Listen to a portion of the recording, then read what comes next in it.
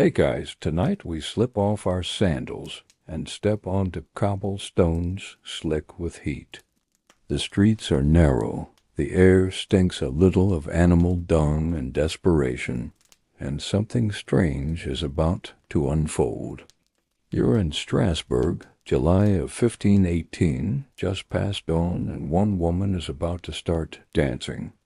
Alone, without music. Without joy. You won't understand why, but you also won't look away. You're there when Frau Trophia steps out from her timber-framed home and places her bare foot down like she means to walk. But instead she jerks forward, knees bouncing, arms twitching, not like she's enjoying herself, more like she's trying to fight off an invisible rhythm and losing. Her husband watches from the doorway, one eyebrow permanently arched, mouth somewhere between concern and that look you give when a pot boils over. He mutters something under his breath. You don't catch it, but you can tell it's not helpful.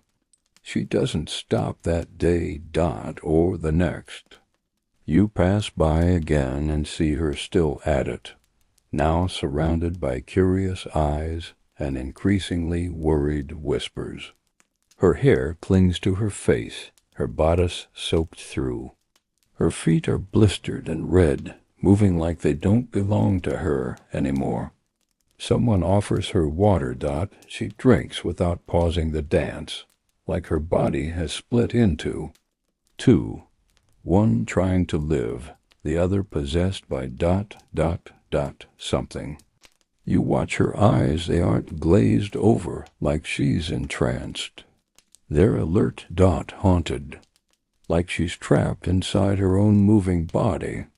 So before you get comfortable, take a moment to like the video and subscribe, but only if you genuinely enjoy what I do here. Drop your location and your current time in the comments. I love knowing where and when you're tuning in. Now, dim the lights, maybe turn on a fan for that soft background hum, and let's ease into tonight's journey together. You trail the townsfolk following Frau Trophia. No drums, no flutes.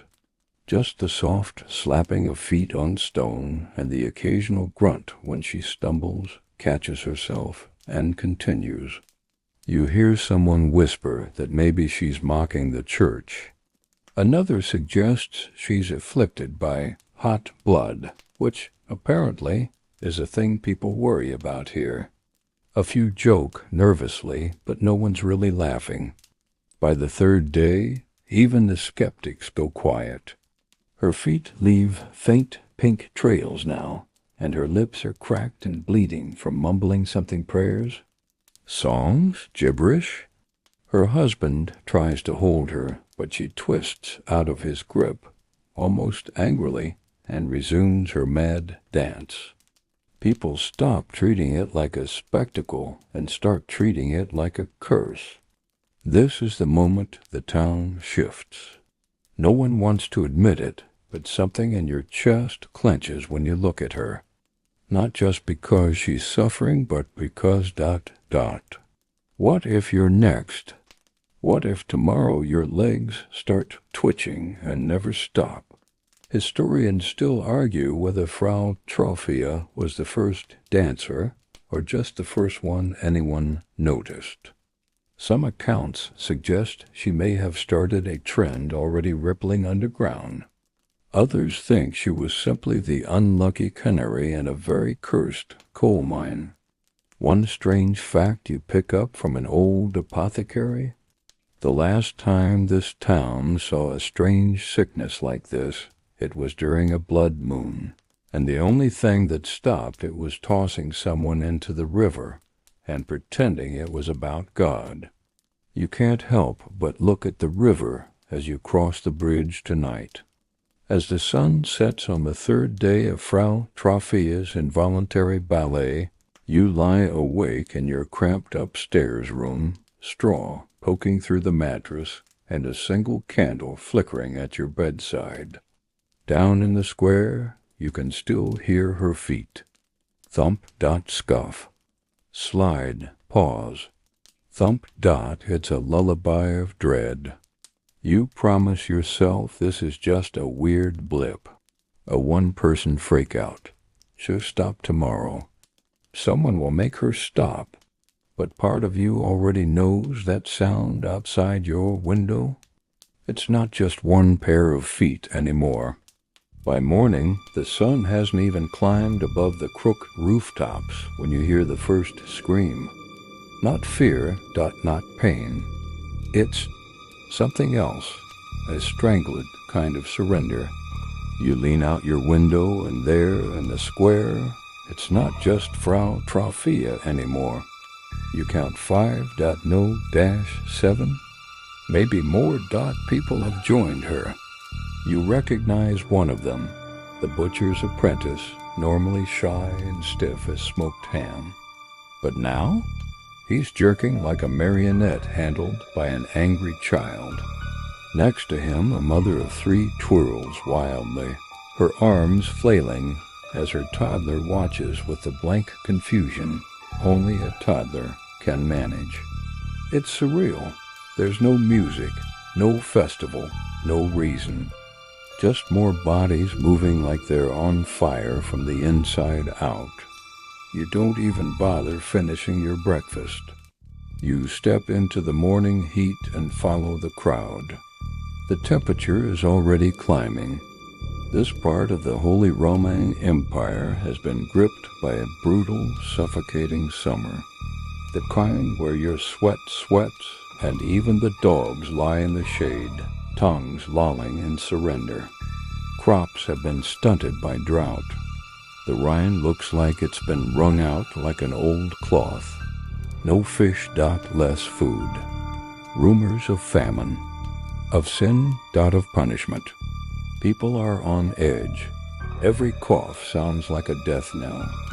Every stumble on the cobblestones draws side eyes and muttered prayers. And now this. You slide into a conversation near the bakery queue. Old women, all knots and suspicion, are blaming it on the sky. One swears the moon looked unfriendly last week. Who can, when a woman is dancing herself bloody 2 streets over? Historians still argue whether the heat and hunger of that summer were the matchstick for the plague. Maybe it wasn't a sickness at all, just a collective mind unraveling from pressure. In this world, demons and saints are more immediate than germs.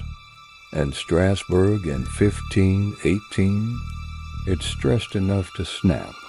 A fun side note, you learn that people in this region believe that when too many sins piled up, heaven responded like an irritated landlord by sending a message. Locusts, floods, or apparently choreography as you walk past the cathedral. You spot a line of parishioners lighting candles to St. Vitus, who you're told is the go-to guy when it comes to curing twitchy limbs and full-body wriggles. He's also the patron saint of actors, epileptics, and people who feel weird. Perfect. You pause and light one too. Can't hurt. You spend most of the day watching from the edge of the square. The way people gawk at car crashes now equal parts horror and helplessness. You expect someone in authority to do something. Maybe a priest, maybe a soldier. Instead, you get more dancers. They join slowly, some shyly like they're testing icy water. Others collapse into it, overcome. You catch the moment it happens in one man. He's clenching his fists, sweat pouring down his face, teeth bared, and then his knees buckle, and he's in. This isn't a party. The dancers' faces contort with effort, terror, exhaustion. You see one man trying to stop, fists clenched, body straining, but his limbs don't listen. Another woman collapses mid-step, hits the ground, gasps for air, and then rises. foot dragging, then sliding back into the cursed rhythm. It's like gravity has shifted. Some townsfolk begin to whisper. They say it's a punishment. Others argue it's a test. The baker, not known for subtlety, suggests it's simply mass stupidity, and that everyone should just sit down already. He says this with flour in his beard and fear in his eyes. At night you dream of feet slapping stones, of hands twitching uncontrollably. You wake up sweating, unsure if you moved in your sleep. For a moment your toes curl of their own accord, and your heart stutters. But no, you're still in control. For now, one bizarre local theory you overhear courtesy of a carpenter with more confidence than sense is that maybe the devil himself is playing a tune only sinners can hear. A dance floor of the damned, summoned right into your backyard. You laugh, but the sound sticks in your throat. Back in the square, the bodies keep moving. By now, they've cleared a space for the dancers. Not out of kindness, but necessity. You can't get too close anymore. They thrash, they swing elbows. Some cry, some mutter prayers.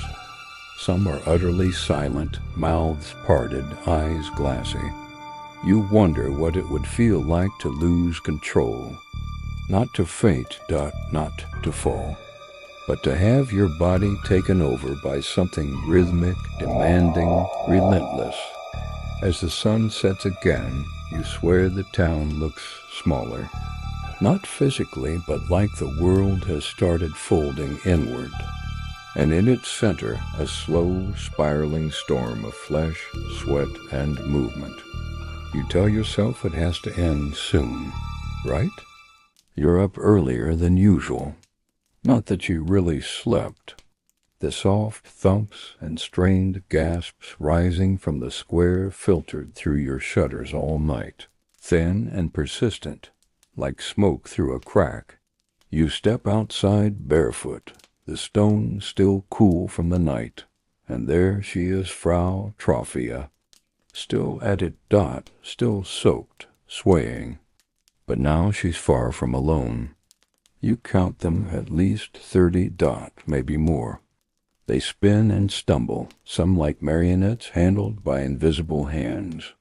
One woman sweeps her arms wide like she's trying to take flight, eyes rolling into her skull. A boy young, sharp-limbed hops in erratic loops, each landing harder to watch than the last. Yet somehow they all stay up. Teetering, but standing. 3 days.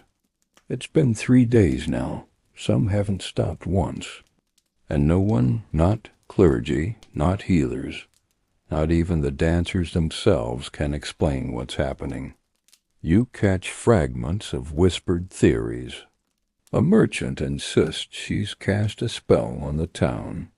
Someone else swears the moon made strange patterns in his beer barrel. You're not sure if it's superstition or heat stroke. Probably both. You find yourself helping a neighbor lift a collapsed woman from the cobbles. Her face is slack, her eyes distant, but her legs are still jerking, twitching against your arm. You lean close to hear her breath, and she whispers, raw and barely there, "Make it stop." That's the moment it changes. That's when the fear hits your chest like a stone. The laughter fades, the smirks vanish. No one's calling it madness anymore. It's something else now, something darker.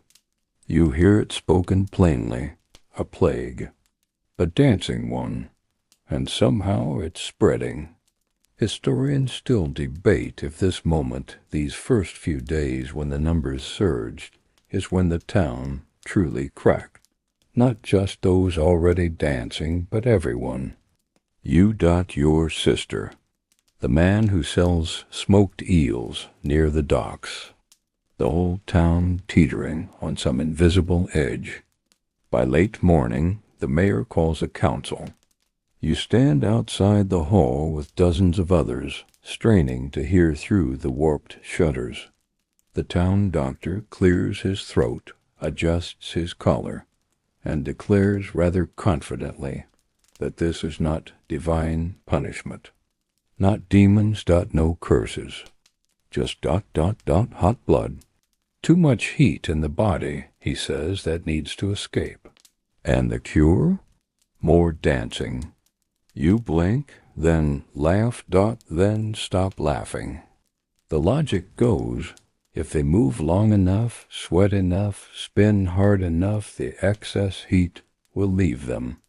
The fever will break so they call for musicians. Real ones. Drums, flutes. A lute or two.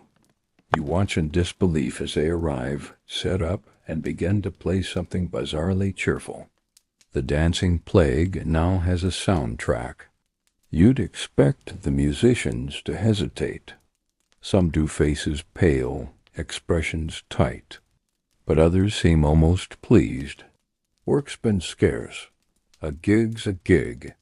Still, when the music rises and the dancers respond matching tempo, moving faster, tighter, harder, you feel your skin crawl. The rhythm doesn't soothe, it ignites.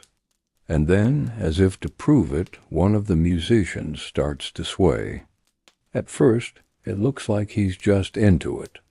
But then he stumbles, keeps playing. But now he's moving.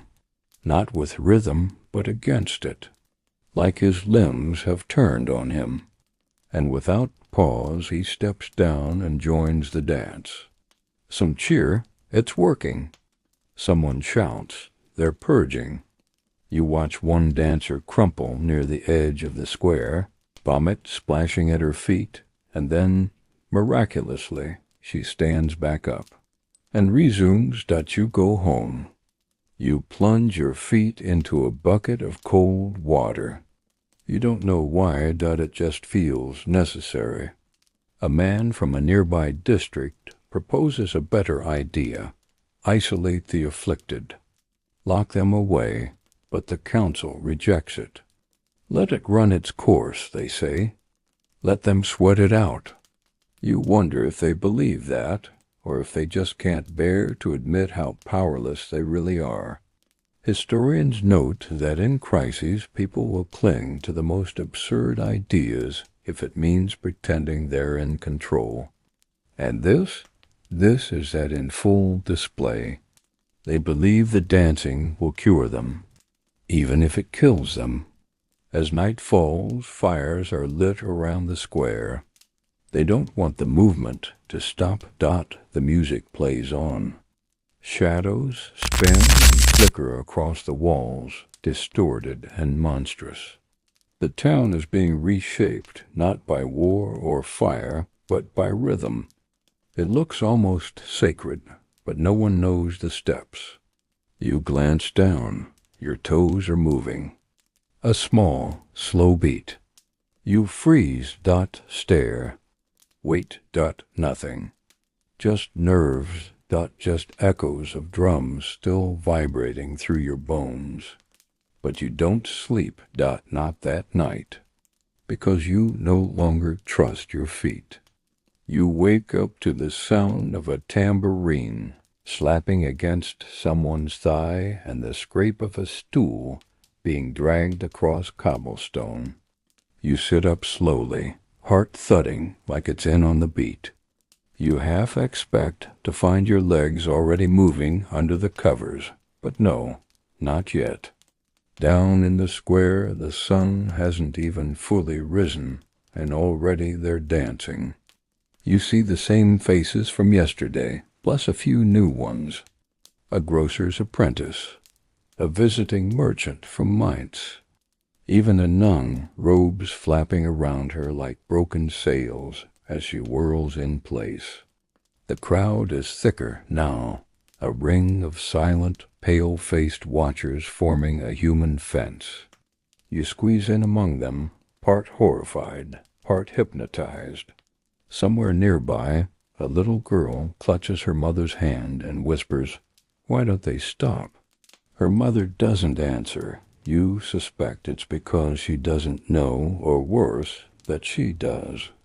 By now, nearly 50 people are dancing, maybe more. You lose count. They don't dance in unison. Each one writhes to their own tortured tempo, arms windmilling, feet slapping, hips spasming. Some drool, some weep. One man howls like a dog with a thorn in its paw. And still the musicians play. You notice something else today, people joining without warning. They walk past the square, hesitate, then begin to sway. A twitch, a step, and then they're in it, drawn like leaves into a whirlpool. You want to believe it's an act, a fad, but you see the terror in their eyes, the pleading looks, the twitching limbs that move like they're being dragged from inside. This isn't a performance, it's a possession. Historians still argue whether this was mass hysteria or something more, something that doesn't fit neatly into psychological boxes. A kind of group trance that swallowed logic whole. Some even call it a choreomania, which sounds oddly cute for something so harrowing. But whatever you call it, it's spreading. By noon, the square isn't enough. Dancers spill down side streets. You dodge one woman who staggers into a doorway, smacks her head on the lintel, then stumbles right back into the rhythm without flinching. Someone tries to guide her home, but she screams not words, just raw panic, and flails out of his grasp. Now the town is divided, not just between dancers and watchers, but between those who want to help and those who want to hide. Some call for prayer, others for rope. You hear one man mutter that a quick dunk in the Rhine might fix 'em all. He's not joking. You start to notice things that don't make sense. A cobbler's apprentice joins the dance without removing his apron, hammer still in hand. A woman with arthritis begins moving like a child again. A man missing part of his leg hops and sways with unnatural ease. One fringe theory you overhear muttered by an old herbalist with 6 teeth and suspiciously calm eyes is that St. Vitus isn't punishing them. He's trying to pull something out of them. That the dance is an exorcism, not an illness. You glance over at the square and wonder, what could be buried so deep inside someone that only this could bring it to the surface? That evening, a visiting noble arrives drawn by rumors, no doubt. He stands at the edge of the square in embroidered boots, watching with wide eyes and a handkerchief pressed to his mouth. You swear you hear him whisper, they look like ghosts. And he's not wrong. You help carry a man who collapses mid-twist. He's limp, his eyes half-lidded, his tongue swollen. But his feet still kick gently in the air, like they're arguing with the rest of him. You and a few others lay him on a cloth pallet, unsure if you're comforting him or containing him. The worst part? No one dies today. Not yet. That would be too simple. The dancers just keep going. The pain doesn't end, the music doesn't stop. And night creeps in again. You go home and stare at your hands for a long time. You hold them still on purpose, just to be sure. That's when you realize the fear isn't that you might join them. The fear is that you won't know when it starts. That one day you'll step out for bread and never stop moving. You try to laugh it off. You make a joke to your brother over dinner. Something about dance battles gone medieval. He doesn't smile. He just stares at your tapping fingers. You hadn't noticed. The morning smells like stale sweat and cooked fear. the kind of air that clings to your clothes even after you change. You push open your door and instantly regret it, because you can already hear the drums. They're playing again. Of course they are. You shuffle into the square, not because you want to, but because staying inside feels worse now. Like the walls themselves are vibrating. When you get there, you see something new. A tent has been erected at the edge of the plaza. Inside, the town's physician and two very tired-looking assistants are treating dancers who collapse. You peer inside and spot a man lying on a table, limbs twitching. They're bleeding him, of course, because when in doubt, medieval medicine loves a leech. One of the assistants is literally holding a tin of them fat little parasites wiggling like they're excited for a buffet. You gag a little. The physician sees you and waves a bloodied cloth. Hot blood, he says, as if that explains anything. They need to purge it.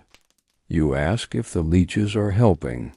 He shrugs and mutters something about divine imbalances and the humors. You don't press then, he adds, the music helps too. It draws the fever out. You glance at the band, who look less like healers and more like prisoners of their own melody. One flutist has started dancing in place. Still playing, yes, but his feet are betraying him. His eyes dart like he knows it. Historians still argue whether the musicians made things worse or helped anchor the afflicted in some shared rhythm.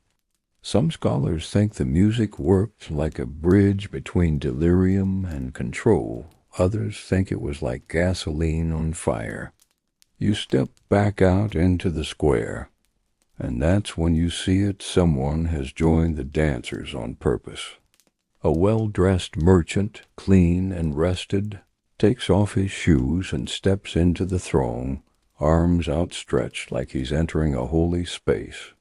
He begins to move, graceful at first, then frantic, then desperate.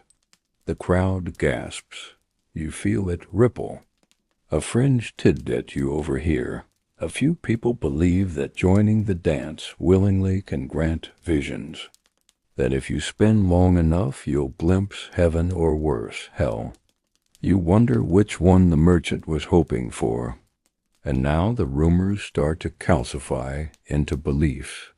Some whisper that dancing is divine punishment for pride. Others say it's a contagious curse sent by Saint Vitus himself, maybe even a test to separate the faithful from the fake. One woman insists it's caused by staring too long at the sun on feast days. A priest tries to intervene that afternoon.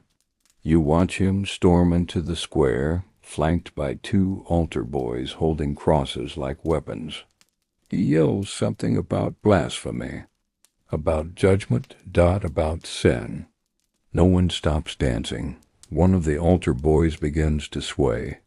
The priest leaves in a hurry. Later that day, someone paints a crude image of Saint Vitus on a wall near the square, arms outstretched, legs in motion. Below it, a phrase in Latin you don't quite understand. Someone translates it for you. He watches. He chooses. Cool. You spend that night sitting by the fire, trying to focus on the quiet crackle of wood. But the drum's distant but insistent beat just beneath your thoughts. You chew on a piece of bread, now dry and hard, and find yourself biting in rhythm. Snap, snap. Pause, snap. You put it down. By the next morning, the town's leadership has changed their tune. Since bleeding and leeches aren't solving anything, and the dancing only spreads, they float a new plan. Isolate the dancers. Somewhere safe, somewhere away. And until that happens, more music. You nearly laugh. You almost cry. You settle on doing neither and head to the square again. because what else is there? A woman collapses near you. Her dress is shredded, her knees scraped raw. She gasps one long, ragged breath and doesn't rise. A man rushes forward, but her body is still. You feel the mood shift. One death dot, then another, then 3 in a single hour. People whisper the words now. They're dying. No longer speculation, no longer denial. It's happening, but the dancers don't stop. They can't. The music plays, the drums echo, and the plague pulses on. And you safe watching begin to wonder. How long until you join them? You look down, your toes twitch. Just once. You stand still, absolutely still, as if your feet might betray you if given even half a chance. The toe twitch? Just a cramp, a fluke. That's what you tell yourself. You do not dance. You will not dance. But in the square, it's hard to remember what normal looked like. It's packed now not with spectators, but with bodies in motion. The line between dancer and onlooker has eroded like ink bleeding through wet paper. You try to count them again, but they're everywhere, on steps and doorways, sprawled across the cobblestones like thrown dolls. The ones still upright are drenched in sweat, eyes glazed, hair whipping around like seaweed in a current. You hear a groan behind you. You turn too fast and flinch when someone stumbles your way, arms flailing, nearly knocking you down. She doesn't even see you. You watch her spin off again, colliding with a fruit cart and sending apples rolling like startled mice. The town square has become a dance floor for the damned.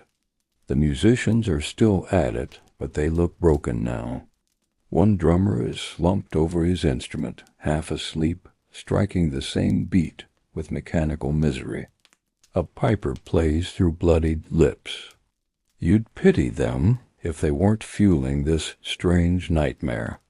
Historians still argue whether this moment marks the official shift from disorder to delirium, whether the mass dancing became a form of psychic contagion, an outbreak of something deeper than illness. Maybe not a virus, but a rupture in shared sanity.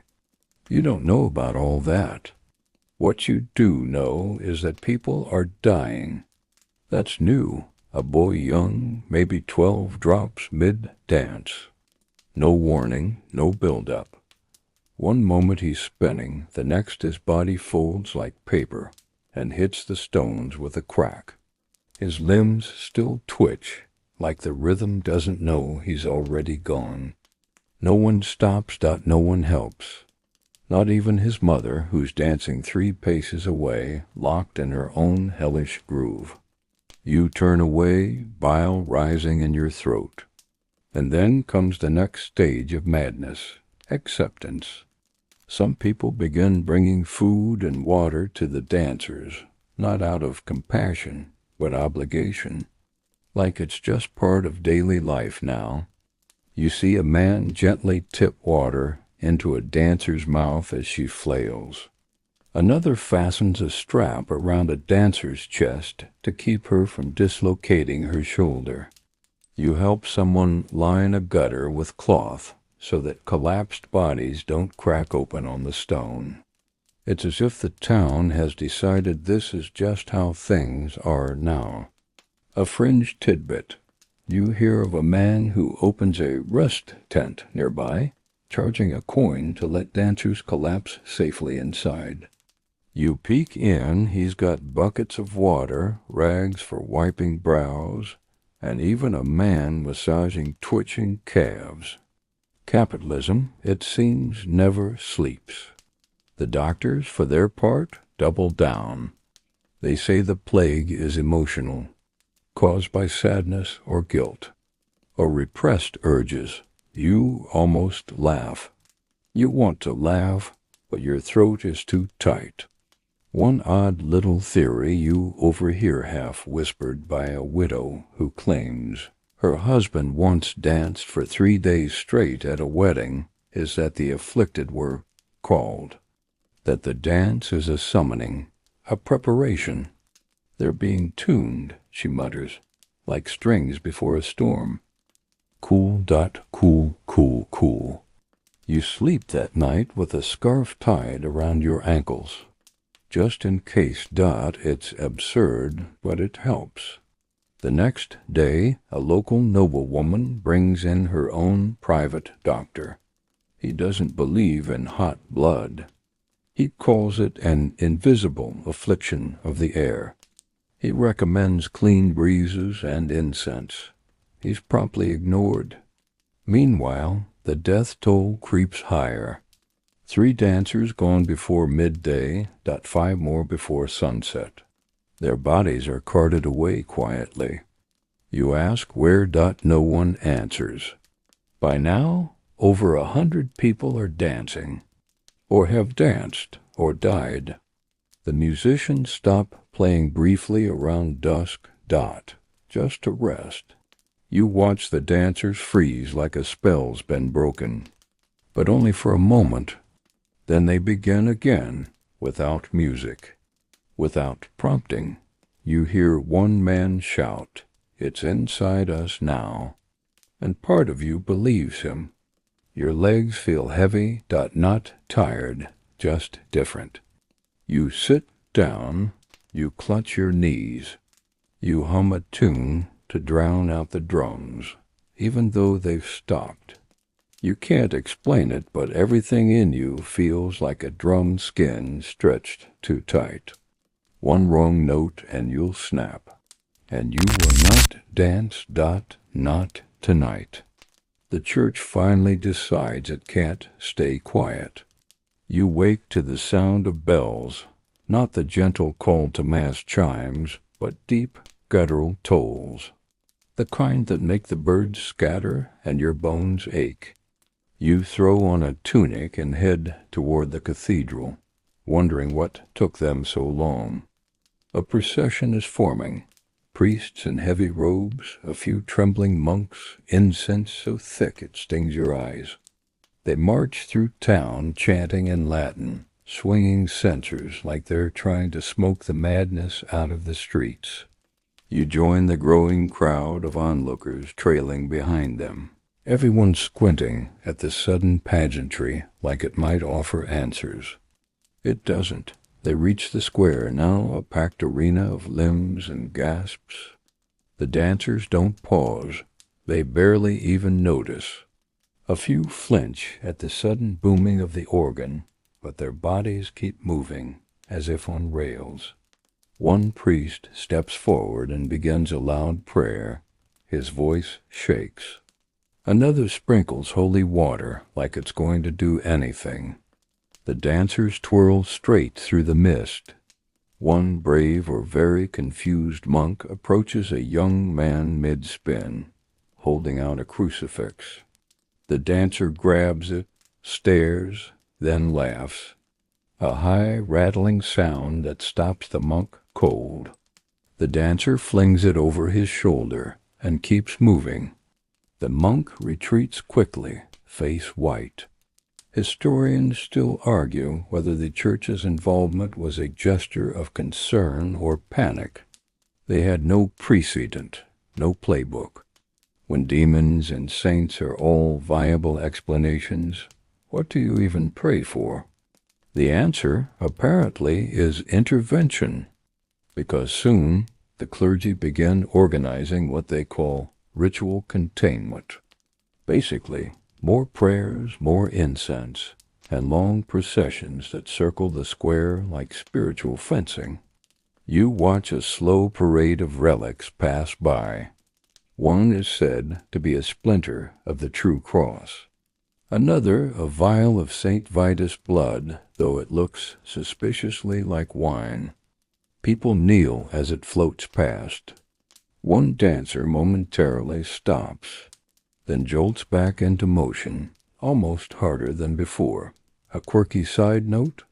Someone suggests burying the shoes of the dancers as symbolic anchors to keep their spirits from flying off. You catch a few townsfolk digging tiny graves for footwear behind the church. It's weirdly touching and completely useless. Meanwhile, back in the square, the situation's only worse. You recognize a face today, someone you knew as a child, a distant cousin. You lock eyes briefly as she stumbles past, eyes rimmed with red, face raw with tears. "Help," she mouths, though her body won't stop its frantic swaying. You move toward her, but she's already swept away. You sit down hard on a bench, and that's when someone hands you a flyer. Handwritten, rambling. It claims that this is all the result of demonic music, that the very vibrations of the drums and flutes are opening portals in the air, that the devil is teaching people to move this way. You scan the flyer. It also says bread is cursed and cats are spies. You hand it back. Still, the panic is real now. People stop walking in rhythm, even casually. Children are told not to skip or bounce. One boy is slapped for humming a tune. You overhear someone say, "Music is poison now." You pass the church again that evening, where candles are burning like a wall of flickering fear. Inside, the priests are now staging night vigils. You peer in and see a few townspeople kneeling, chanting desperate prayers. The organ groans in the background, trying to sound holy. It just sounds tired. That night you dream you're dancing. Not joyfully, not even chaotically. Just dot, endlessly, your legs burn, your skin peels, and still you move. You wake up sweating, clutching the blanket with both hands like you're afraid it'll pull you out of bed and into the street. You sit there, listening, no drums. But you feel them anyway. You ask a friend, one of the few who still seems calm, what he thinks is going on. He just says, "I think the town cracked, and something got in." You want to argue. You want to say, "That's ridiculous." But all you can manage is, "Yeah," because it does feel like that. Like something slipped through a seam you never noticed, and now it's dancing your neighbors into the grave while the church spins incense clouds in circles, hoping it'll be enough. Spoiler, at ice end single quotes T. The next morning, you return to the square. A new sign has been posted. It reads, "Build the stage, let them dance." You squint at the sign as if reading it again might make it mean something else. But there it is, "Build the stage, let them dance," like it's a theater production and not a death spiral. The order comes from city officials who are now completely out of ideas. Since the dancing won't stop, and neither leeches nor liturgy have helped, they've decided the next best thing is accommodation. You watch with disbelief as carpenters and laborers begin dragging timber into the square, right through the knots of twitching, stumbling bodies. A few dancers try to dodge the intrusion. Others are too far gone and simply spin past, oblivious. You help a neighbor haul a plank into place, not because you agree with any of this, but because standing still makes you feel more exposed. Like if you're not doing something, you'll start swaying. You hammer nails with a detached sort of dread, the kind you get when you know you're building a mistake, but you don't know what else to build instead. The stage goes up fast. Within a day, a large, raised platform occupies the center of the square, wide enough to hold several dozen dancers, sturdy enough to withstand stomping feet and frantic movement. railing along the edges, maybe so they don't fling themselves off mid-spin. It looks absurdly festive for something so grim. And then comes the music dot again. Musicians, both volunteers and conscripts, take their places on one side of the stage. Drummers, pipers, lutanists. You notice some wear cloth around their ears as if trying to keep the sound in or the madness out. You brace yourself as the music begins. The reaction is immediate. The dancers converge on the stage like moths to firelight. Some stagger up the steps, others are lifted. Within minutes, the platform is swaying beneath a writhing tide of movement. You count 30, maybe 40 people, all of them in some version of distress. And the crowd cheers. Yes. They actually cheer as if this is a carnival, as if watching your neighbors convulse and collapse is somehow safer now that it's on a literal pedestal. People laugh nervously. Some applaud. You taste bitterness at the back of your throat. Historians still argue whether this was a sincere medical solution or a desperate attempt to isolate the problem out of sight. If not out of town, some records suggest officials believe the controlled space and steady rhythm might burn the fever out. Others hint that it was mostly about optics. See? We're managing the crisis. A fringe tidbit. One townsperson starts selling St. Vitus bracelets near the stage, supposed to ward off the dance. You watch a group of young women pool coins for a single one and then pass it around like a shared secret. The dancers? They don't stop. If anything, they intensify. The stage gives them room to fling, kick, roll, leap, some with precision, others with the ragdoll motion of the utterly possessed. You watch one woman spin herself dizzy, fall, seize, and be pulled to the edge only to crawl back in seconds later. There's blood on the boards. You're pretty sure someone's tooth rolls off the edge. The music changes tempo throughout the day, and the dancers shift to match. One piper plays a soft, slow melody, and the dancers wobble in slow circles. Then a drummer picks up a wild beat, and they thrash like fish on hot stones. At one point, a dancer tries to flee the stage. A town guard blocks her. Everything orbits it. Food is brought, water handed up in cups. Sometimes dancers are swapped out. Sometimes they simply collapse and don't move again. When night falls, lanterns are lit all around the platform. The shadows they cast make the dancers look enormous, monstrous, even. You find yourself avoiding eye contact with them, as though their gaze might pull you into the rhythm. And then a new face joins the stage. It's someone you know. Not well, but enough that the sight of him dancing hits harder. You've bought leather from him. He's not sickly or weak, but now his body bends and flails with abandon. You watch his mouth form a soundless scream as he spins into the center of the stage, knees wobbling like jelly. You look away. You have to. You make your way home in the dark, but the drums follow you. You shut the window. You hear them anyway. Morning again. You don't even bother to ask if it's over. You already know. The sun peeks through clouded skies like it's nervous to check in, and the square is quiet, but not in a peaceful way. It's the stillness after a scream.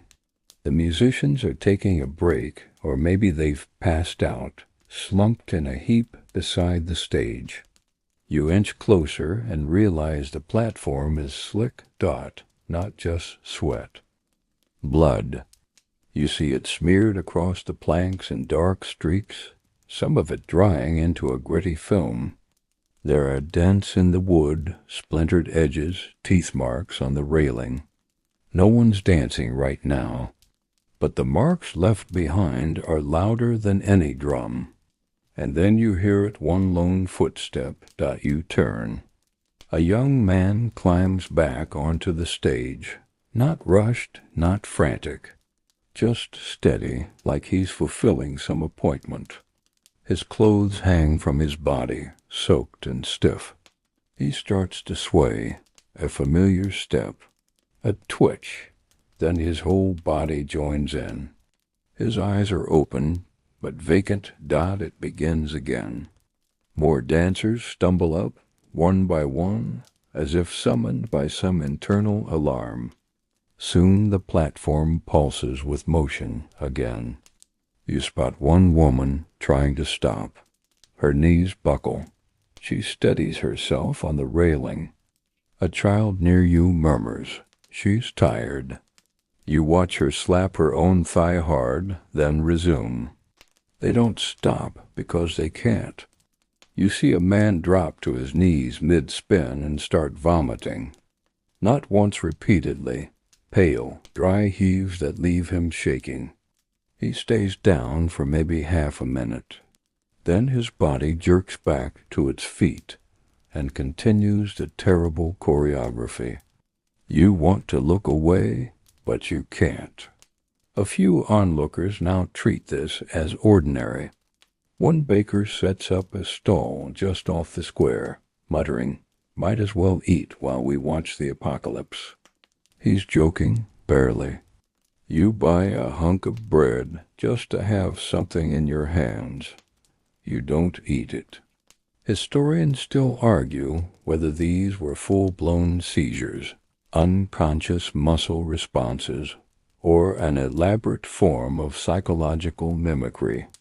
But here, in front of you, it's just human agony with tempo. And then the falls begin. The first is a woman in her 50s. She stumbles mid-spin and hits the edge of the stage with a sickening crack.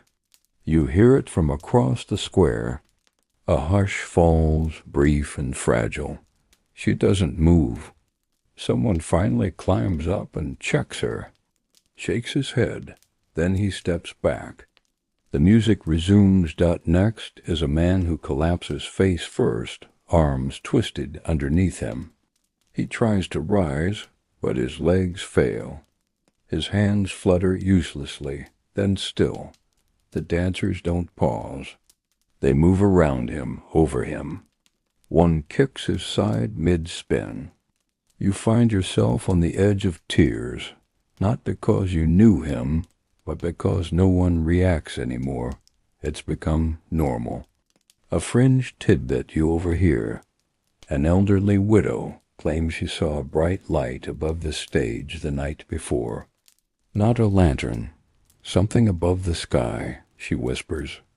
Like stars watching too closely. She's clearly frightened. You're not sure whether to believe her or envy her for at least having an explanation. You spot two city officials near the church. They're arguing in hushed tones. One gestures toward the stage, the other toward the mountains beyond town. You hear the word relocation. That's when it hits you. This might never end. You back away slowly. You go home. You light every candle you own. You press a wet cloth to your forehead, though you're not ill. You sit perfectly still. And yet your mind replays it. The dancer who screamed with his feet. The woman who spun until she collapsed in a spiral of limbs and silence. The children watching. The stage creaking. The eyes that looked at you from the crowd, not sick, not moving, just waiting. That night you hear nothing. No drums. No pipes. But in the silence you swear you hear the wood of the stage settling. A groan. A beat. Your heart tries to match it. You press your hands to your chest and whisper, "Not me, not me, not me." You dream you're in the crowd again, watching yourself on the stage. Your body moves. your face does not. The crowd claps politely, and then they start climbing up one by one. By morning, 3 more dancers have died. And the stage, it's still full. By now the town's lost its rhythm, not to the dancers but to fear.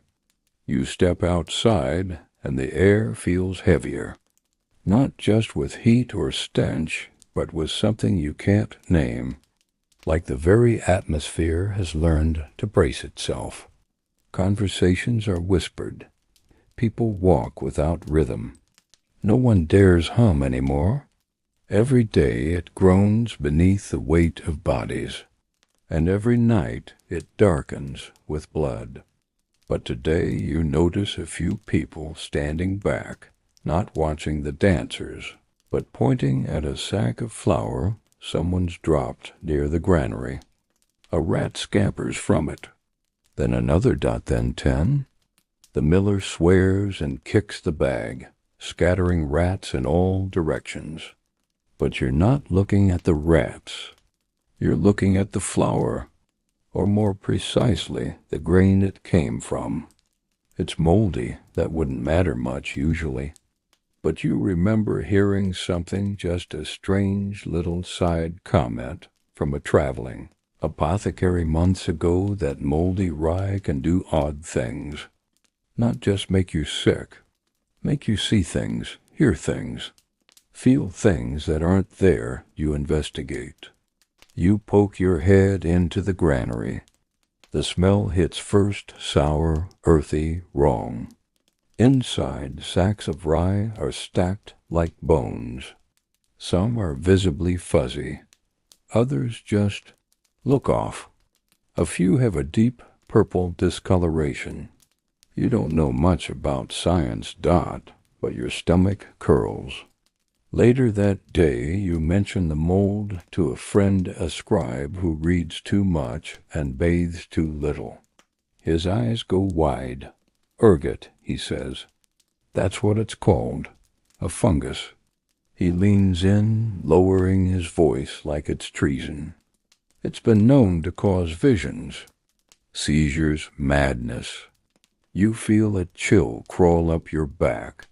Historians still argue whether ergot played a role in the dancing plague. Modern scholars suggest it could mimic symptoms of LSD exposure, hallucinations, spasms, irrational behavior. But even that doesn't quite explain the synchronization, the collective choreography, the eerie way everyone seemed to dance the same despair.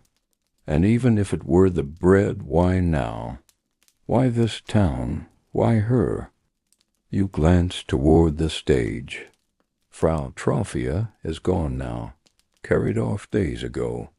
No one's sure whether she survived, but the dancing continues. A quirky tidbit floats to you from a traveling salt merchant. Other towns have seen strange afflictions, too. Years ago in the Alps, he says, whole families laughed themselves to death. In Spain, people barked like dogs for weeks. In Italy, one man believed he was made of glass and refused to move in case he shattered. You laugh, you shouldn't. But you do, he doesn't. You look at your bread that evening, stare at it, smell it, then toss it out the window, just in case. The next morning, you see someone being dragged away from the bakery, screaming, not in pain, in protest. I didn't dance. He shouts, legs kicking. I only tripped. But the crowd doesn't listen. His twitching is enough. He's taken to the stage. You feel sick.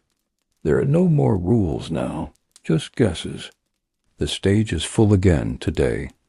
Bodies in motion, flailing, spinning, collapsing. You stop flinching when they fall. You've seen too many fall. It's when they get up again that rattles you. A woman collapses forward, cracking her nose against the railing. She slides to the floor, blood pooling beneath her. You think she's gone, but her hand twitches. Then her shoulder. She's dancing again on her knees. You think about the mold, about the heat, about fear as fuel, about how much suffering a town can bottle up before it explodes into motion. One fringe theory, a dark one you overhear in the tavern, that the plague is a message, that it's not meant to be understood, only witnessed. Maybe God got tired of speaking, the man says, eyes heavy. Maybe he started showing. You leave the tavern early that night. You dream you're in the granary. The sacks tower above you. You hear laughter, faint but rising. You look down and your hands are covered in mold. Your legs start to move. You wake with a jolt. Standing beside your bed, you sit back down. You whisper, no. Then you wait and listen. The drums begin again. You try not to leave the house today, but the noise pulls you. The square is a storm again of bodies, of rhythm, of something you don't have a name for. You stay on the edge, this time behind a column, watching like a coward, or maybe just a survivor, because now it's not just strangers. It's people you know really know. There's the man who sharpened your knives, the girl who sold herbs in the alley, that old woman who scolded you for stepping on her cat's tail once. They're all there, some dancing, some dead, some somewhere in between. One of them, Jakob, your neighbor, locks eyes with you mid-twist. His mouth opens like he's about to call out, but instead he turns violently, his back arching, his arms flinging wide like wings caught in a gust. He crashes into another dancer, and they both go down. Neither rises, and no one moves to help them. You want to, but your legs won't budge. Not because they're moving, thank God, but because they've locked in place with fear. The wrong kind of stillness. The one that comes from witnessing too much. A priest walks by, muttering something that sounds like scripture, but could just as easily be a recipe. You don't care. He doesn't either. He's not watching the dancers, he's looking up at the sky, as if waiting for something to fall. The church has changed its stance again. First it was demons, then it was a fever. Now it's punishment. Divine wrath. You hear whispers that the bishop wants to march all the dancers barefoot to a mountaintop shrine. Let the saints sort them out. They're calling it a pilgrimage. Historians still argue whether the church's shifting explanations helped or hurt. Some believe the constant narrative changes mirrored the town's unraveling psychology. Others think the clergy just couldn't bear the idea that the devil wasn't responsible, that maybe no one was. But the townsfolk, they've started choosing sides. Some see the dancers as sinners, cursed for pride or hidden sins. Others whisper they're holy chosen vessels for some kind of divine suffering. Either way, no one sees them as people anymore. Not really. A fringe belief spreading like wildfire. If you dream of dancing, you're next. Which means no one admits their dreams anymore. Not even to family, especially not to family. You haven't told anyone you sleep standing up now, that your feet shift under the blanket sometimes, that you tie your legs with a belt just in case. The town is paranoid. Everyone's watching everyone else. A boy sneezes in church and 3 people step away. A man stretches his arms in the market and gets screamed at. One woman is locked in her house by her own relatives. For her safety, they claim. You doubt it. And then, one night, it happens. You see someone faking it. A girl, maybe 15, steps onto the edge of the stage. She begins to sway slowly, her movements careful, controlled. But too controlled. Her face doesn't match her limbs. She's looking around, scanning the crowd, checking for a reaction. She's pretending. Why?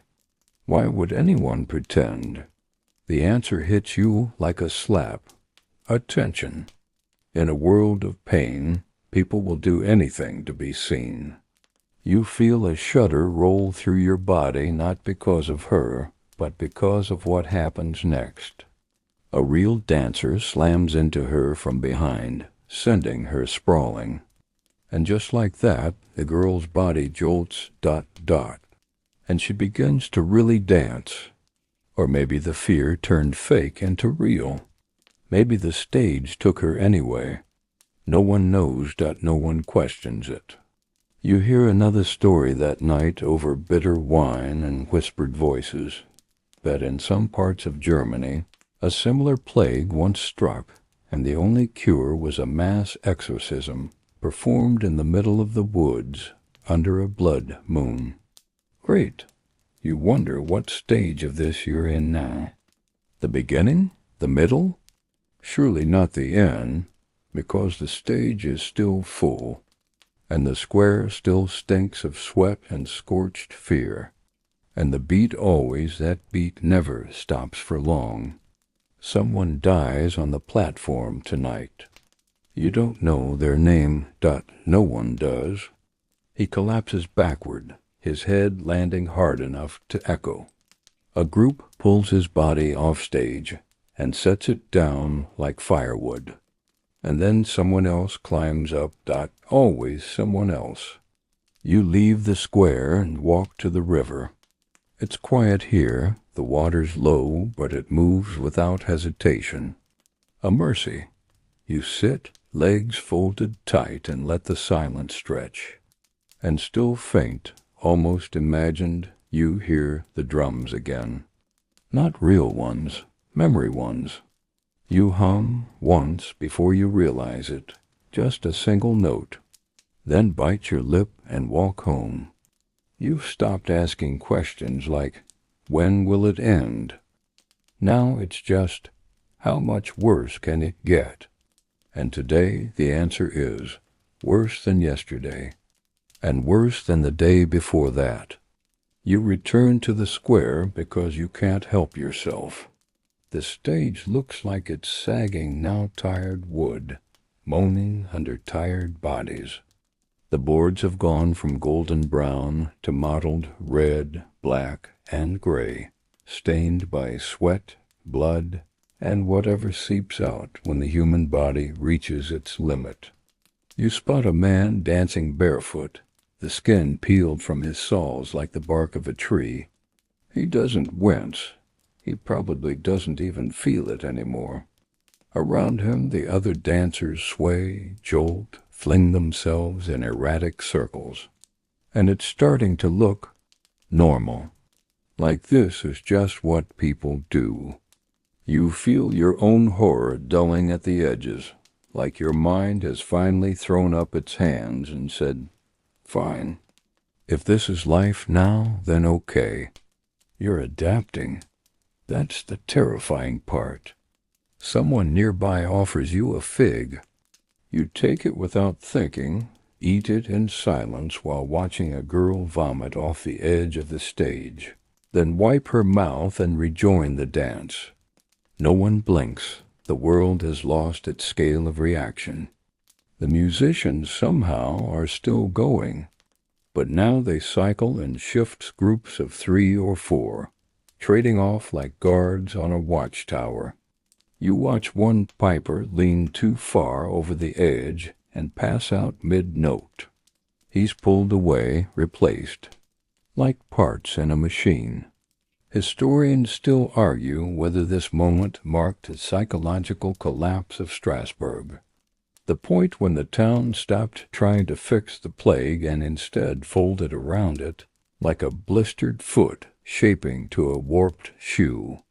A fringe tidbit from an old herbalist with a voice like cracking leather. She believes the dance is not a punishment, but a release. She says people carry burdens they can't speak of, griefs too big for words, guilt's too sharp to name. So they come out through the feet, she whispers, like poison through a blister. You don't know if she's right, but the idea stays with you. Especially as you start noticing something else. People aren't surprised anymore when it starts. They recognize the signs, a distant gaze, a twitch dot, the slow, reluctant step that becomes a spin, and then they just let go dot, no resistance, as if the dance is inevitable now. You see it happen that afternoon. A young woman, you've never seen her before, maybe visiting relatives, drops her basket in the street. She looks down at her hand, which is shaking. She doesn't scream, doesn't run, just sighs dot. Then she walks, barefoot, straight toward the stage. She climbs up, her fingers trembling as she touches the railing and begins to move. Her family watches from the bakery stoop. They don't follow. They don't stop her. They just watch. You begin to think the town has accepted this, that it's not a plague, not a possession, not even a punishment. It's a process, a transformation. You overhear someone say, "This is just who we are now." Another shrugs and replies, "Could be worse. Could be boils. Funny dot, kind of. But not, because people are dying. Regularly now, quietly. The stage has claimed more than 24 lives. Their bodies are removed before dawn, carted off to a mass grave near the chapel. No ceremonies, no names. You ask someone if they're being buried with markers. They laugh. What's the point? You think there's going to be anyone left to read them? The fear isn't sharp anymore. It's dull dot heavy. Like carrying a boulder you've stopped trying to set down.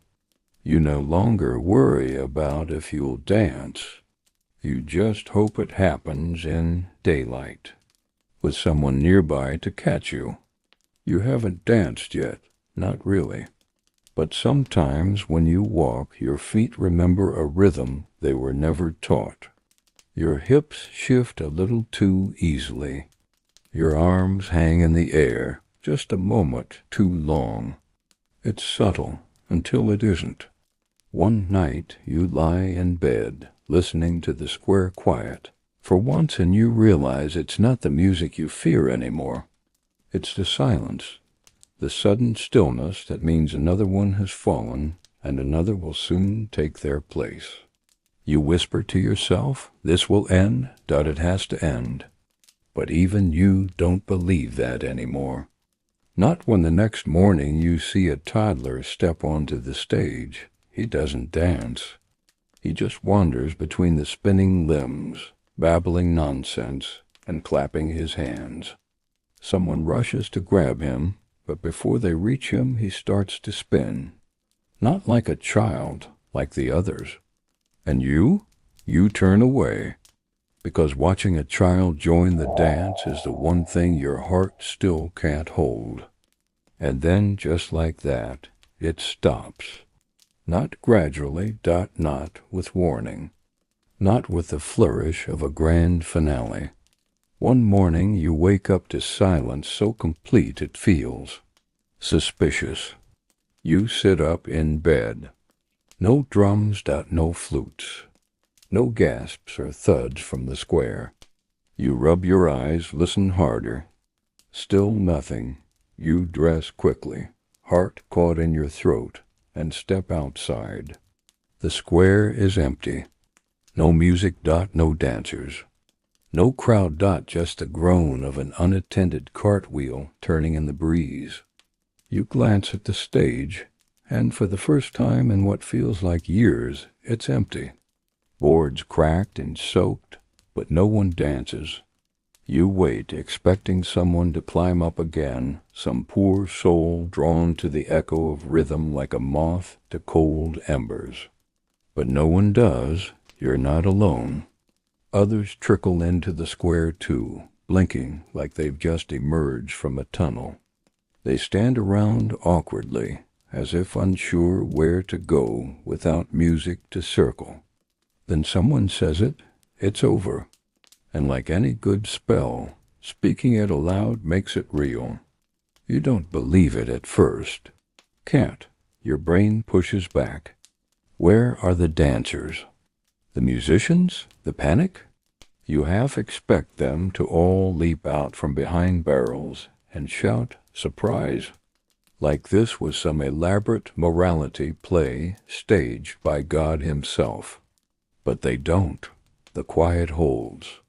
Faint footprints remain in the blood-streaked stage, smeared handprints on door frames, a pile of shoes near the chapel. Evidence, but no new dancers. No music. No movement. Just silence. Historians still argue whether the end of the plague was caused by intervention or exhaustion. Did the pilgrimage to St. Vitus's shrine finally work?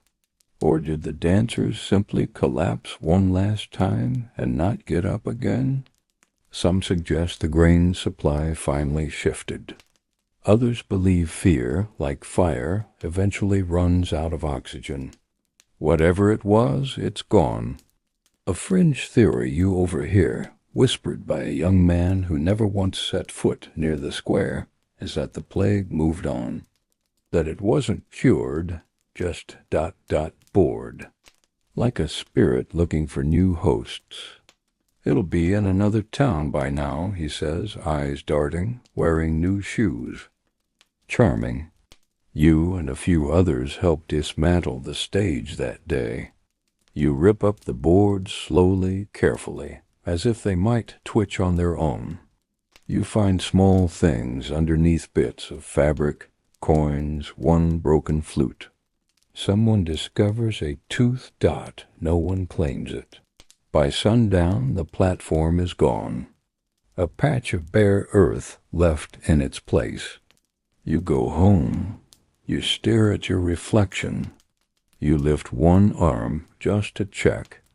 It stays where you told it to. Still, you sleep with your feet tied that night just in case. In the following days, the city begins to wake up. The markets reopen. The baker stops joking. Children play again, but never with music. People speak quietly. No one whistles. A local painter begins a mural near the cathedral. You pass by one afternoon and see it's of the square, the stage, the dancers. But he's only painting their feet. Twisted, blurred, bloody. He never finishes it. Some who danced recover, some don't. Some never return to their homes.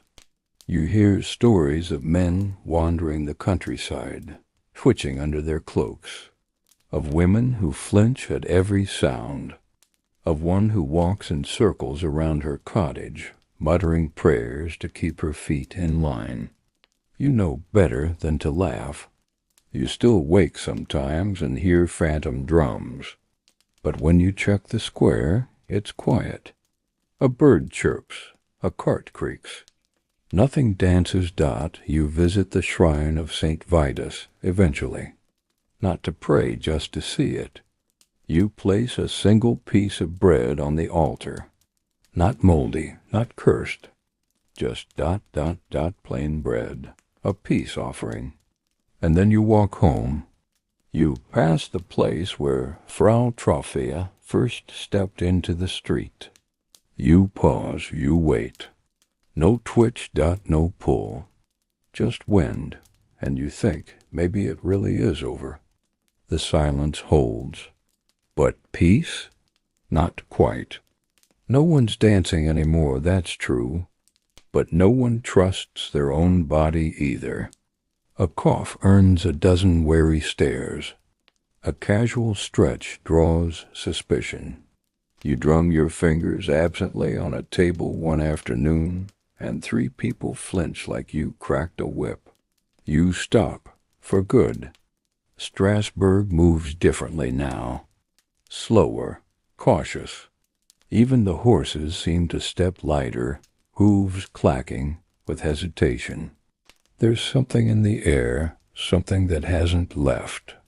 Like the aftermath of a fire nothing's burning, but everything still smells like smoke. The words dancing plague finally begin to slip into conversation. Not loudly, not directly. Some say it with disbelief, others with a sort of quiet reverence, as if naming it might stir the ashes. You grimace, could be worse. One says it felt like drowning in her own body, watching someone else use her limbs. Another says her legs made decisions without her. A third just stares at the floor, lips pressed shut. Historians still debate what lingered in the wake trauma. Seizures? Lasting psychosis? Some say it left behind waking dreams and phantom muscle memory. Movements that twitch long after the music has died.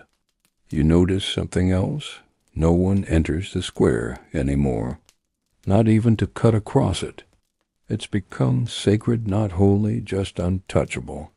A place wrapped in silence and unease. Haunted, not by spirits, but by what it witnessed. A rumor slips through town. If you stand in the center of the square and close your eyes, you'll hear it again, the music, the beat, faint, but there. No one admits to trying it, but someone must have. A merchant tells you about a woman in Colmar who began humming in her sleep and never woke up. Someone else swears a traveling juggler collapsed mid-performance. 1 foot mid-spin, smile still frozen. You want to dismiss it, but your stomach knots anyway. Because what if it's not really gone? The church says it is. The bishop delivers weekly reminders. The air was cleansed, the pilgrimage to St. Vitus completed, the crisis passed. The doctors nod along. The bad grain, the hot blood, it's all been handled. But no one looks fully convinced. In the silence that falls when someone stumbles or sneezes, in the wide-eyed glances exchanged between those who remember, and they all remember, you start carrying something in your pocket. A small charm, red cloth, tied in a knot, blessed by a monk with a wheeze and watery eyes. You know it's nonsense, doesn't matter. It's something to grip when your legs feel too light. You haven't danced, but you haven't laughed either. One morning you pass the bakery and hear a child laughing pure and loud and real. And instead of smiling, your heart stutters. For just a second, the pitch is too perfect. Too close to a note you thought you'd forgotten. You turn and walk the other way. That night, you wake from a dream where your legs slide from the bed before the rest of you. You reach down, panicked, gripping them like they might run without you. You whisper, "Stay." They do. But the next morning, your ankles ache. Coincidence, probably. Still, you leave the scarf tied around them. The town twitches now, collectively. Every creak in the floorboards, every snap of fabric, every footstep that lands too hard. Each one draws a pause. You overhear someone mutter, "It'll return when the moon's wrong again." Another swears it'll come back on St. Vitus's feast day. You mark the date, then hide the calendar. Even the mayor avoids the square. Historians often point to this part, the after, the silence as the true shape of trauma. The physical symptoms may have vanished, but in the minds of the survivors the music still plays. Quietly just beneath the surface. Fear, like rhythm, has memory. And you live in a town that startles at the sound of its own heartbeat. A place that tenses every time a breeze brushes the shutters like a drumstick. So you adjust, you move slower, you never hum, and when your foot taps in time with a passing cart or a flickering lantern chain, you step aside, find a place to sit, and wait for the moment to pass. So far, it always does. So far. You start keeping notes, not because you think anyone will read them, but because writing feels like anchoring. You jot down everything you remember: when the first dancer fell, how many collapsed in a single day, the color of the blood on the stage when it dried into the wood grain. You don't write poems, just facts. Hard, unsentimental facts, but sometimes the ink smears. Your hand trembles. You blame the candlelight. You're not the only one recording things. Scholars begin arriving in Strasbourg pale, wide-eyed, and carrying too many quills. They walk slowly, observing the town like it's a cautionary tale caught mid-sentence. Some stay only a day. Others linger, asking strange questions. One man insists on interviewing anyone who danced. He corners them in alleys, in market stalls, outside the bathhouse. Most refuse. A few speak. One woman describes the music as inside the earth. Another says her feet moved because her soul was too heavy to sit still. The man nods, scribbles, asks if they ever had headaches before it started. You roll your eyes, then feel bad, because you don't know what answer would satisfy you. Historians still argue about what happened here. You hear 3 separate theories in a single afternoon. 1. Mass hysteria caused by extreme stress, hunger, and heat. 2.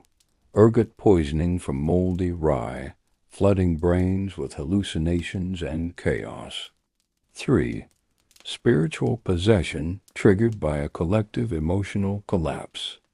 They all sound plausible. They all sound useless. One scholar points out the correlation between the dancing and the social pressures of the time. Famine. Disease. The ever-present crush of mortality. He says it's not surprising people broke down together. When you can't scream, your body finds another language. You almost nod. A fringe theory? Oh, there are plenty. Someone suggests the dancers were part of a secret cult, activated by coded prayers. Another believes Strasbourg sits on a cursed fault line, a place where grief gets trapped in the soil. A particularly animated fellow tells a crowd that the dancing plague was a soulquake. He's laughed out of the tavern, but not before a few heads turn thoughtfully. They speak with confidence about psychological triggers, mimetic behavior, how the brain follows patterns when afraid. It all makes sense, and yet you wonder, why didn't everyone dance? Why not you? Why not the mayor? Why did it stop? No one has that answer. One scribe starts compiling a dancer's ledger.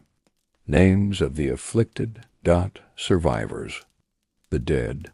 He reads them aloud each morning in the square, voice soft, each name followed by a bell chime. You go once, you don't return. The sound of the bell makes your teeth itch. Some townspeople form support groups. They meet weekly, not to analyze, just to be. No music, no candles, no sudden movements. Just silent meals, awkward smiles, a few shared glances that say, "You remembered too." You try to go. But halfway to the meeting house, you hear the faint clack of a horse's hoof in an oddly perfect rhythm, and you panic. You duck into a bakery. Buy bread you don't want. Breathe until your hands stop shaking. You tell yourself you'll try again next week. The square, though quieter, never feels safe. No one ever says it, but everyone walks around it now, just in case. A child tosses a stone into the center one morning, and you swear 5 adults gasp in sync. One mutters, "Not again." You visit the stage site occasionally. You think maybe seeing it will convince you it's over. But the ground still looks bruised, like it remembers. You kneel once, press your palm to the dirt. Nothing happens. But your heart races for the rest of the day. You dream of movement more often now. Not of dancing, of almost dancing. You dream your legs prepare to move. A lift, a shift. But never the step. You always wake up before the step. You wonder if the survivors ever stop hearing music when there isn't any. If the memory of drums fades, or if it just becomes part of the background noise of your mind. You start sleeping with a stone under one foot. It keeps you grounded, literally.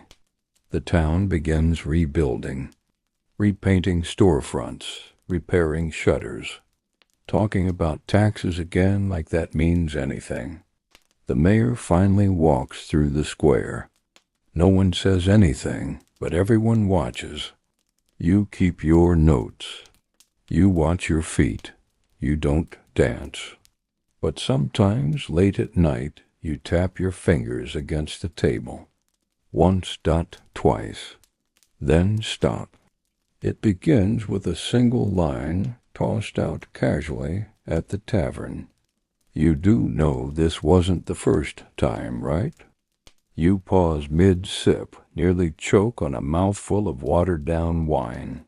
You blink at the speaker. What do you mean, not the first? The man shrugs, absently tracing a scar along his forearm.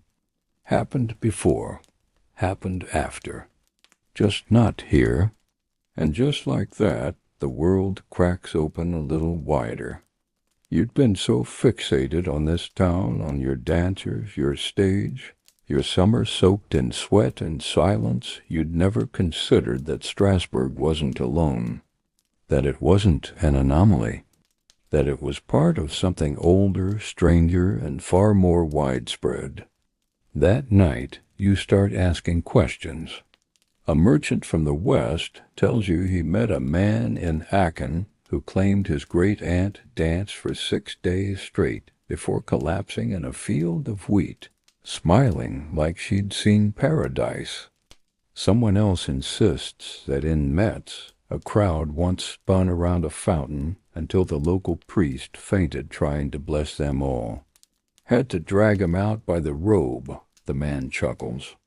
You begin collecting these stories, folk tales, rumors, notes scribbled in margins. Some are dismissed outright. Most are laced with exaggeration. But after what you've seen, you don't laugh. You listen. Historians now call them dancing manias. Documented as early as the 14th century, stretching across Germany, the Low Countries, and into France. Always in clusters, always abrupt. Always impossible to explain. You read about the 1374 incident in Aachen. Hundreds danced through the streets, eyes wide, mouths foaming, screaming about angels and demons no one else could see. Locals chained them together to keep them from flinging themselves into rivers or through windows. A strange footnote. In one town, authorities led dancers into a stream, believing the water would cool the fevered blood. Some stopped, many drowned. But hey, less dancing. You hear tales of the tarantella from southern Italy, a frenzied dance said to cure the venom of spider bites. Whether the bites were ever real or just an excuse to move wildly in public is still up for debate. Either way, the method was the same. Asterisk, dance out the poison. Asterisk, then there's Basil 1440, a cloister of nuns who claimed to hear celestial music. They danced in their convent courtyard for days. One supposedly levitated. You pause reading that part, not because you believe it, but because you want to. Historians still wrestle with the patterns. Were these isolated bursts of shared madness, the psychological toll of hardship made physical, or echoes of something ancient flickering through time? One thing they agree on: push people past their breaking point, and stillness becomes unbearable. Rhythm is what leaks out when the world squeezes too tight. Every story shares a root times of famine, plague, war, and spiritual collapse. When hunger grips the belly and fear gnaws the mind, and hope feels like a language no one speaks anymore, someone begins to move, and others follow. You start a map. Each place, each year, each eerie uprising of uncontrollable motion. Little dots scattered across parchment like stars. When you connect them, they resemble constellations. A private sky chart of suffering. You add a dot at the bottom. Strasbourg 1518. You circle it. Twice. Then you find something stranger still, a dusty scroll, mostly unreadable, with a theory scribbled along the edge. What if these events weren't random? What if they were rituals, forgotten instincts, surfacing when the body can no longer contain what the soul carries? Maybe these dances weren't breakdowns. Maybe they were memories. You lean back in your chair. Your candle has burned low. The wax pools at its base like melted time. It's oddly comforting, in a twisted way, to realize you're not alone. That this madness has a lineage. That others, too, lost control in the face of something too large, too quiet, too deep. But it chills you, too, because if it's happened before more than once, what's to stop it from happening again? The next morning, you pass two travelers lingering outside the chapel. One murmurs, they say something strange is stirring in a village near the Black Forest. The other snorts, it's just spring fever. You keep walking, but your ears don't stop listening. Because now you understand, Strasbourg wasn't the beginning. It was just one verse in a much older, much darker song. And somewhere out there, someone is already humming the next note. You find him by accident. You're at the edge of the woods, gathering wild thyme, when you stumble upon a small shrine tucked under an overhang of mossy rock. It's older than the town, maybe. Crude carvings, wax puddles from long melted candles, a handful of rusty tin charms. And right there, in the center, surrounded by a half-circle of chicken bones and wilted lavender, is the name, Vitus. Saint Vitus, patron of dancers, or sufferers, or lunatics, depending on who's doing the labeling. You sit back on your heels and stare at the little wooden figure resting inside the stone nook. His arms are outstretched, his feet tilted like he's mid-leap or maybe mid-fall. It's hard to tell. His smile is faint, almost bored. You wonder, is this the saint who started it all? Saint Vitus has been the scapegoat of this mess from the beginning. According to the church, he's the one you pray to if your limbs disobey you. If you twitch if your feet feel cursed. But the more you dig, the more confusing it gets. No one seems to agree on who he really was. Some say Vitus was a child martyr in Sicily, boiled alive for refusing to renounce his faith. Others say he danced his way into sainthood, healing epileptics and driving out demons with little more than grace and twirls. Some even claim he converted pagans by dancing atop their altars. Who knows? Historians still argue whether the association between Saint Vitus and dance was symbolic, medicinal, or just one of those weird medieval mash-ups like Saint Lawrence, patron of cooks, because he was grilled alive. Super literal times. You return to town and ask around. An old woman tells you her grandmother used to sing songs to Vitus during storms. Keeps the madness out, she says. A former dancer, the kind who barely speaks, now simply nods when you mention the name. You're not sure if that's agreement or fear.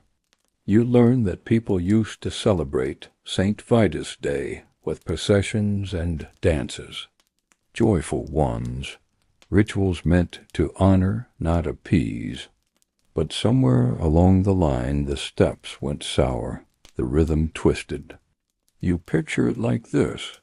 The music began sweet, then warped, then bled. A fringe tidbit you overhear from a monk. Vitus was once called upon to cure not just epilepsy, but demonic tremors, sinful spasms, and unwilled delight. The last one sticks with you, unwilled delight. The kind that feels good until it takes too much. You visit the main cathedral the next day. There, tucked into a dark alcove behind the choir loft, you find a painted panel. It shows Vitus being carried away by angels, his feet never touching the ground. Beneath him, townspeople stare upward, some dancing, others collapsing. One figure reaches for him, mid-leap, desperate. But Vitus doesn't look back. That night you have a dream. You're standing at the edge of the old stage site, but instead of dancers, it's filled with people kneeling, praying, chanting, reaching toward a glowing figure overhead. It's not Vitus exactly, it's you, in the shape of someone you'd believe in. And they're dancing not from pain, but devotion. You wake sweating, you don't sleep again that night. The more you read, the more St. Vitus blurs. Was he a protector? A punisher? A mirror of what people needed him to be? Or worse, a symbol created to contain something people never understood in the first place? Maybe he never stopped the dancing. Maybe he simply watched. Some believe he walked among the afflicted, invisible, nudging those who were close to the edge. Others think he was the edge itself, the invitation to lose control, dressed up in sainthood and candle wax. You return to the forest shrine one more time.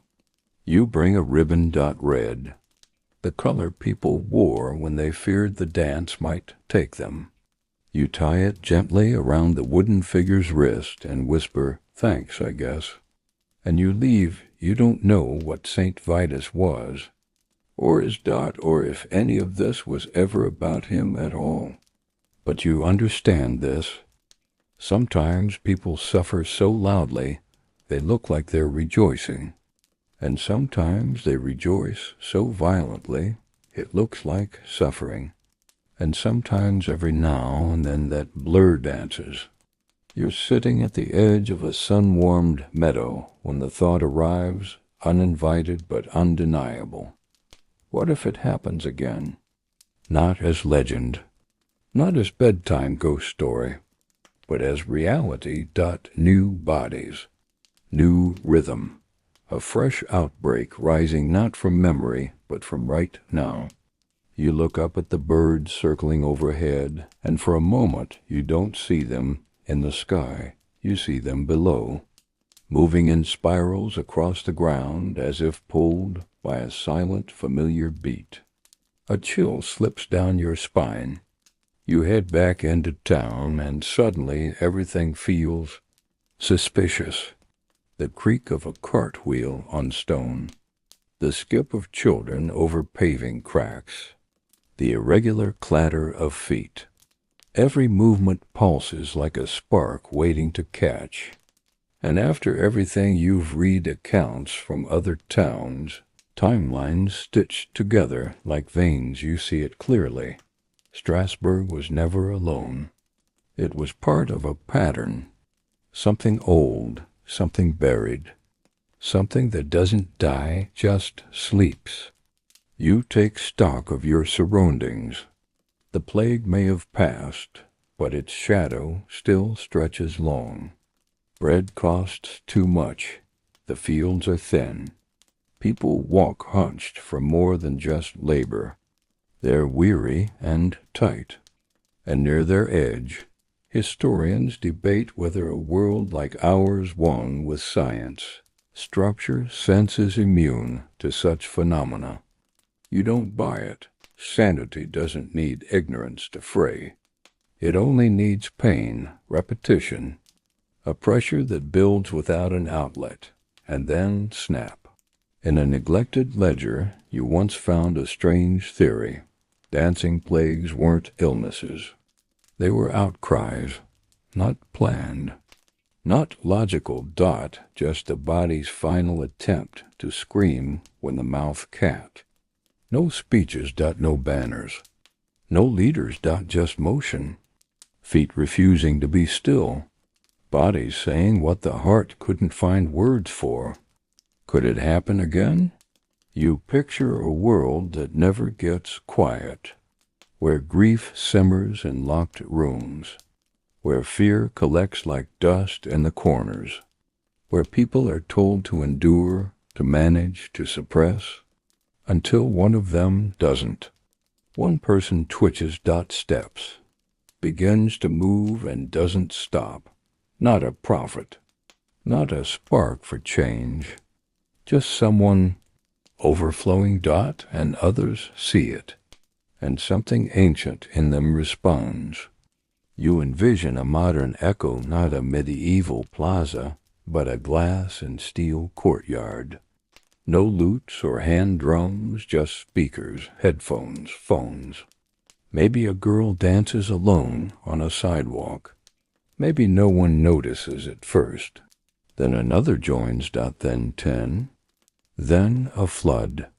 It's not joy, it's desperation. Or maybe prayer, the lines thin. You picture the news.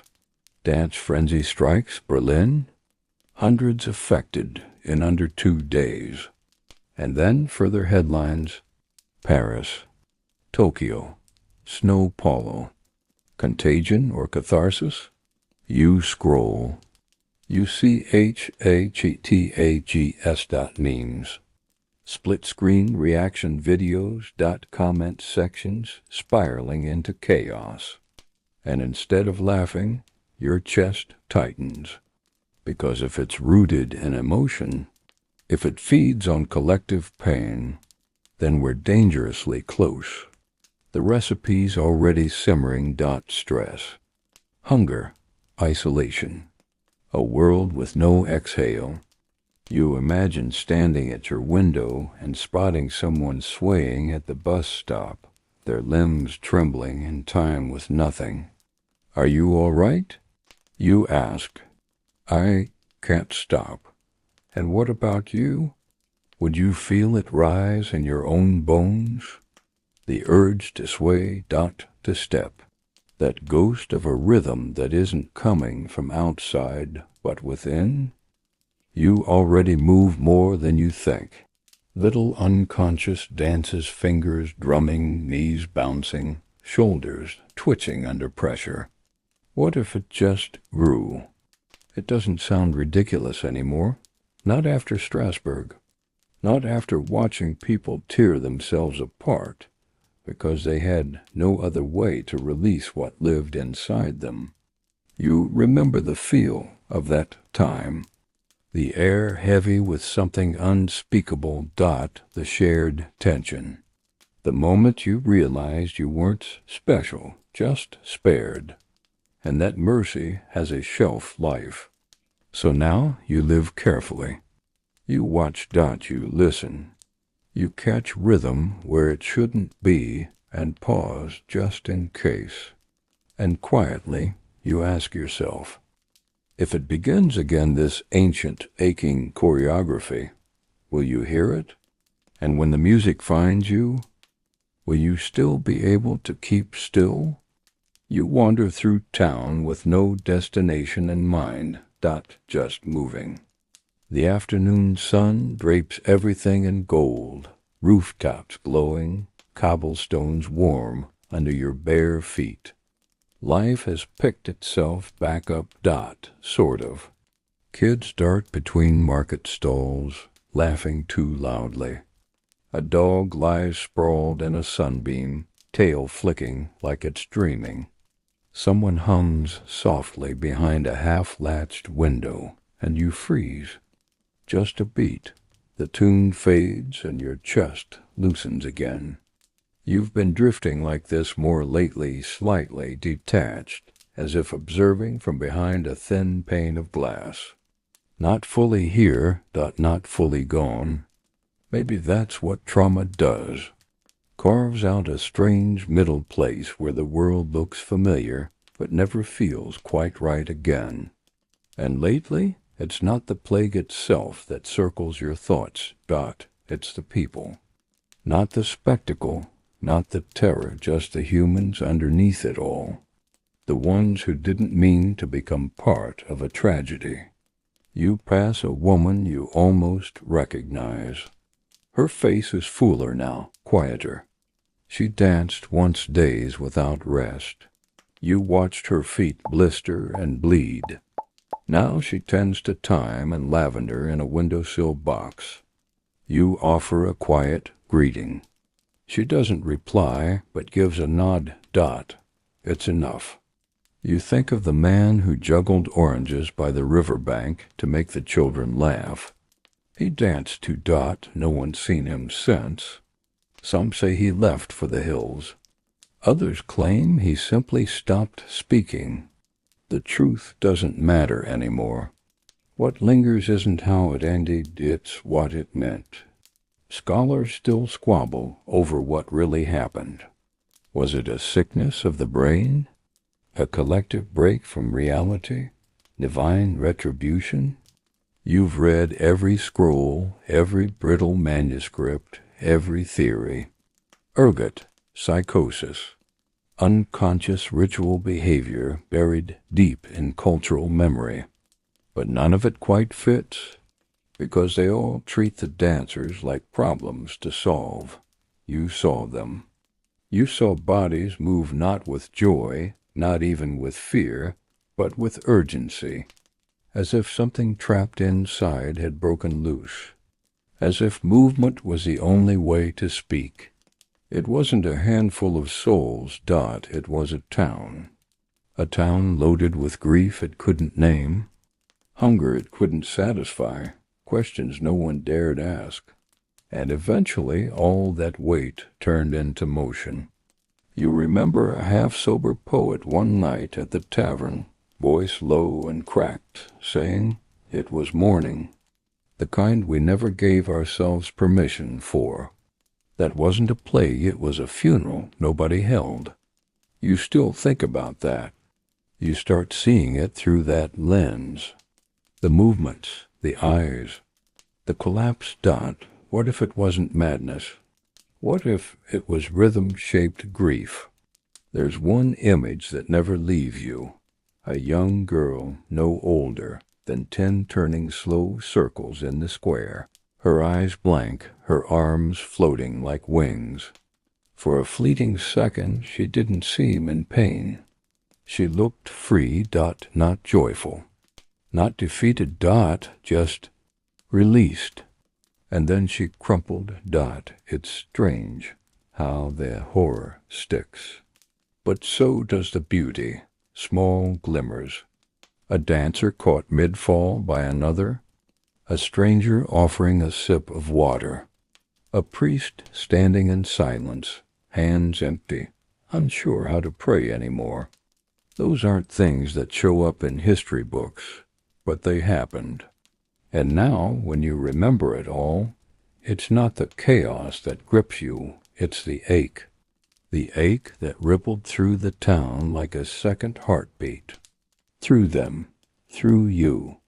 The ache of being human. Fragile, overwhelmed, desperate for release. You begin to write, not records, not reports, just memories, moments. You gather what others offer, little pieces at a time. A look, a smell, a phrase. You patch them together not into history, but into something warmer, something closer to truth. And woven through it all, beneath the heat and exhaustion and terror, is a thread of forgiveness, a quiet reckoning. You had to forgive yourselves for making it through, for watching it unfold, for failing to stop it, or for being too afraid to join. Eventually you pass the square again. It's just stone now, quiet. Still, but to you it still pulses. Not with footsteps, but with memory. And when you stand there, something flickers behind your eyes. Not a miracle, not a curse. Just the shape of a town that cracked under weight no one saw coming, and danced to survive it. The nights are cooler now. You open your window and the air doesn't press in like a fever anymore. It settles gently across your skin, and for once you don't listen for drums. Not because you think they'll never come again, just because you've stopped expecting them every time the wind shifts. The square still stands, of course, unchanged, unrepaired. No one's planted flowers in it. No one's tried to beautify it. It just is. A patch of earth that remembers. You walk past it most mornings without stepping through, but today you do. You cross the edge, breath held slightly, waiting for you don't know what. A shiver, a whisper, a twitch, but the ground is still. Just a worn patch of dirt, dry and cracked, with nothing left to offer or take. You kneel and press your palm against it anyway. Not for superstition, for closure. And as you sit there, you realize something. This wasn't a story about dancing. Not really, it was about release. The movement was only ever a surface. The storm lay beneath the part no one could see. A town full of people with burdens too heavy to carry, and no language to express them. So the pain found motion, found shape. You were lucky. You never danced, but you carry it still, don't you? The memory, the weight. The low hum of fear, like a storm cloud just over the horizon. And yet something else, too. Compassion, a tenderness that wasn't there before. You see the survivors now, not as strange, not as cursed, just altered. Like trees warped by strong wind, bent but still standing. Some are healing slowly. A girl who once danced for days now runs errands for her grandmother. A boy who collapsed on stage now carves wooden animals, each one with arms outstretched like dancers caught in mid-spin. People find their way back to life, one small moment at a time. You do too. You start sleeping with your feet untied. You let yourself hum again, not loudly. Just a note here or there. And when you find yourself walking in rhythm with your own heartbeat, you don't panic. You let the beat pass through you like weather. You are not the storm anymore. You've started to understand. The dancing plague wasn't something done to you. It was something born from you, from the town, from the hunger and the silence and the years of things no one dared say. The music gave it shape, and when the music ended, you were all left with the truth. Pain unspoken will find its own language. Maybe not again today, Dot. Maybe not even again in your lifetime. But someday, Dot, someone else will crack, and the body will speak. A final fringe theory you carry with you, one you never found in scrolls or sermons, just something whispered by a man with tear-rimmed eyes and silent feet, is this. Maybe the dance wasn't a plague. Maybe it was a prayer. You don't know if that's true, but some nights as you sit by your window, eyes half closed, the breeze curling through your hair like invisible fingers, you wonder, if it was a prayer, what were you all asking for? Forgiveness, freedom, or simply to be seen? Whatever the answer, it passed. The square is still. The sky has moved on. But you will always remember. And when you do, you listen, Dot, just to be sure. So now, as you lie there, the world around you quiet, let your body go soft. Unclench your jaw. Let your shoulders sink down into the bed or pillow or couch you're curled up on.